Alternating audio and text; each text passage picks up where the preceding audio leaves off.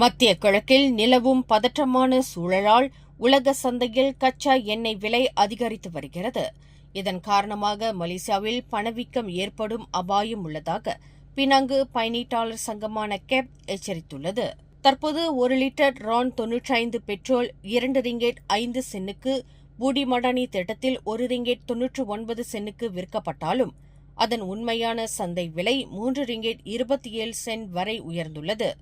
இதனால் அரசாங்கம் 1 லிட்டருக்கு சுமார் 1 ரிங்கெட் 28 சென்ட் மானியம் வழங்க வேண்டியுள்ளது என்று கேப்பின் தலைவர் முஹிதீன் அப்துல் காதர் தெரிவித்துள்ளார்.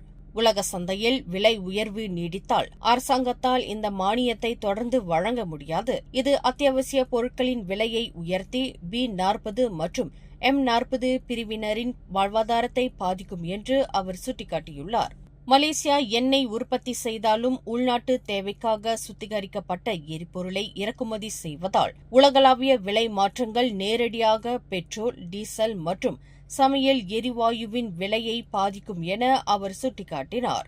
எனவே எரிபொருள் பயன்பாட்டை கட்டுப்படுத்த வேண்டிய கட்டாயம் அரசாங்கத்திற்கு ஏற்படலாம் என்றும் அவர் தெரிவித்துள்ளார். மேலும் செய்திகளை தெரிந்து கொள்ள கீழே இருக்கும் பெல் பட்டனை அழுத்துங்கள்.